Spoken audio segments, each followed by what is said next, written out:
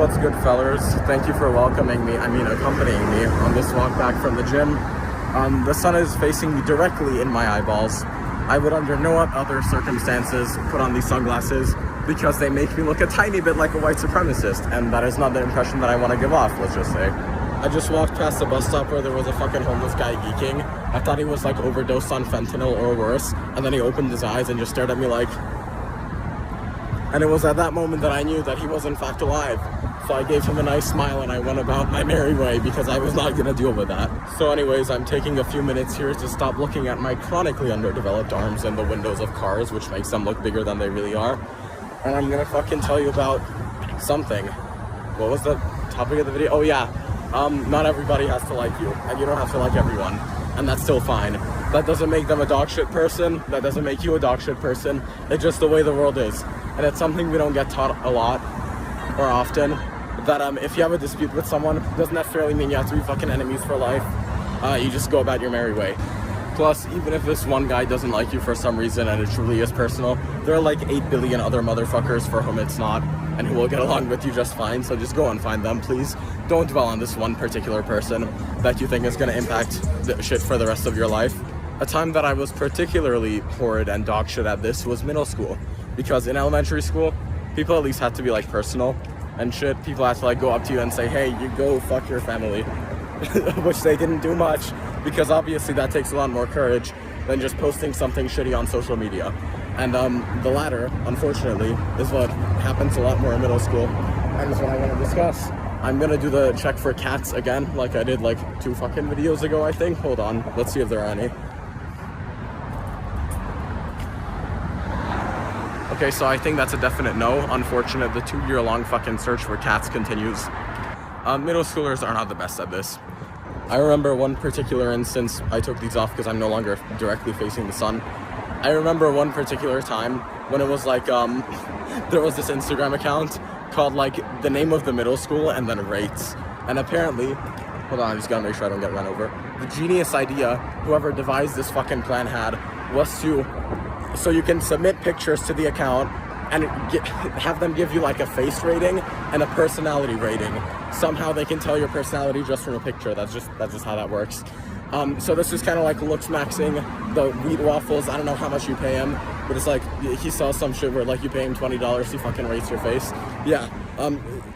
Still don't know who it was, but this anonymous fucking asshole was doing that before wheat waffles was a thing. So here I am, fucking socially awkward, no confidence, small child. Okay, I was probably like 12 or 11 at the time of this, and I'm like, oh hey, this is a great idea, because I saw the other ones like, I don't know, some other motherfuckers were getting ratings, and it's like, looks 7, personality 7, in parentheses, you're really cool. Now I should have guessed from this that they probably like knew the person who ran the account, whatever the fuck. It's a really stupid idea in the first place. I was not the brightest kid back then, at least socially, not the most calibrated. And so I submit my picture. It's thank you. Okay. The kind old man didn't run me over. I'm very grateful to him for that. So I submit this picture.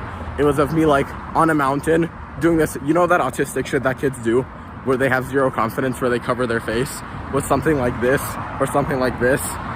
Holy fuck, I'm so glad I got out of that, because I would probably be recording this video like, hey guys, how are you doing?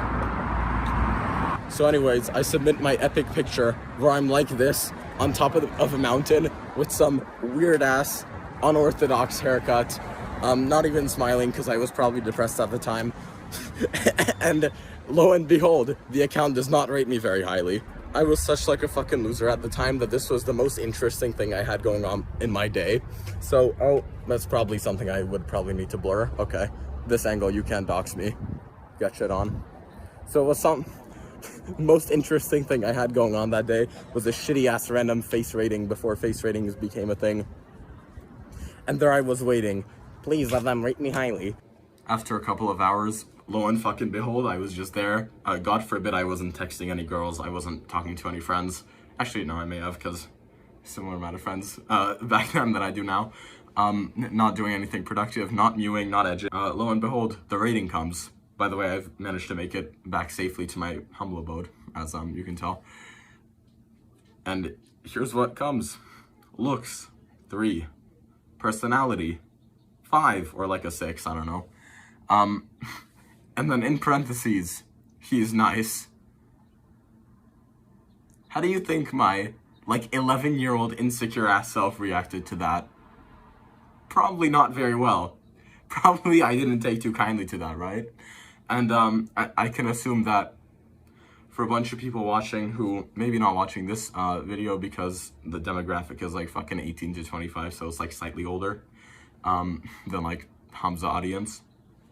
But imagine, like, I can picture this being like the shared experience for like viewers of our kind of niche of like self-improvement and like starting really fucking shit-ass life, but you know, manning up and, you know, just taking accountability for it, fixing it.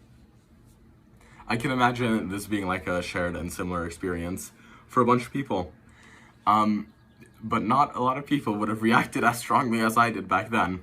I think at the time I did something really smart, really intelligent that I definitely recommend all of you do if something like this happens.